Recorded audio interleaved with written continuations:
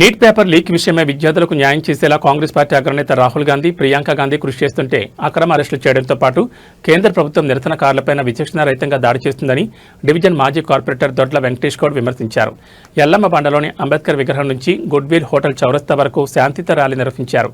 ఈ సందర్భంగా ఆయన మాట్లాడుతూ నీట్ పేపర్ లీక్ విషయంలో కేంద్ర విద్యాశాఖ మంత్రి ధర్మేంద్ర ప్రధాన్ రాజీనామా చేయాలని వారు డిమాండ్ చేశారు. త్వరలో జరగబోయే ఎన్నికల్లో రాహుల్ గాంధీ నేతృత్వంలో ప్రభుత్వం ఏర్పడిన వెంటనే విద్యార్థులకు ఖచ్చితంగా న్యాయం చేస్తామని దొడ్ల వెంకటేష్ గౌడ్ వెల్లడించారు. ఈ కార్యక్రమంలో సీనియర్ కాంగ్రెస్ నాయకులు భాస్కర్ రెడ్డి, సమ్మారెడ్డి, పోసిటి గౌడ్, గోపాల్, శశిధర్ తదితరులు పాల్గొన్నారు.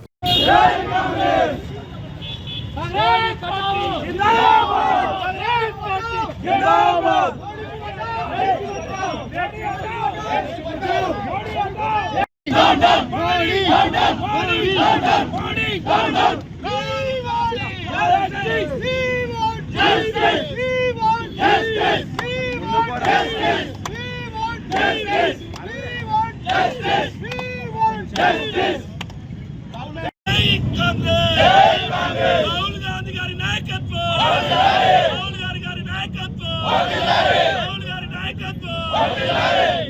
చేయాలి విద్యార్థులకు న్యాయం, చేయాలి విద్యార్థులకు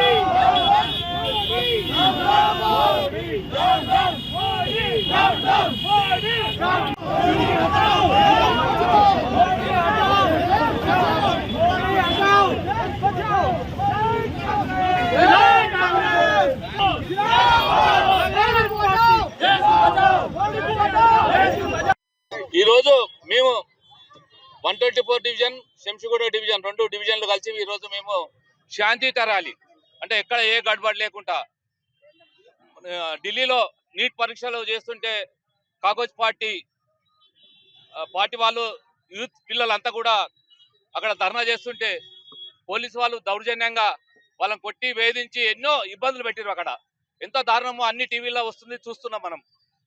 తర్వాత అదే దాని గురించి ప్రియాంక గాంధీ గారు, మన రాహుల్ గాంధీ గారు పార్లమెంట్లో ప్రశ్నిస్తే వాళ్ళను బైకాట్ చేపించి వాళ్ళని బయటికి పంపించి వాళ్ళను ప్రశ్నలు చేయకుండా అక్కడ నుంచి పంపించడం జరిగింది.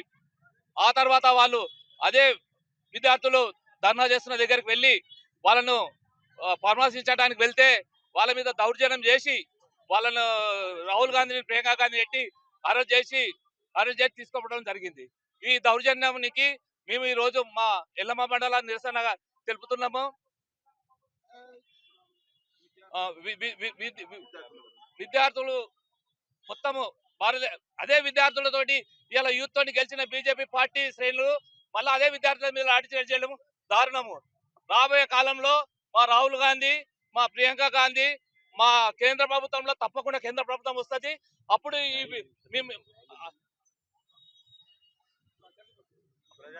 ప్రజలందరికీ అందరు బుద్ధి చెప్తారు. కాబట్టి మేము ఈ ర్యాలీని శాంతియుతంగా చేస్తున్నాము. ఎడ్యుకేషన్ మినిస్టర్ ధర్మేంద్ర ప్రధాన్ ఆయన రాజీనామా చేసే వరకు ఈ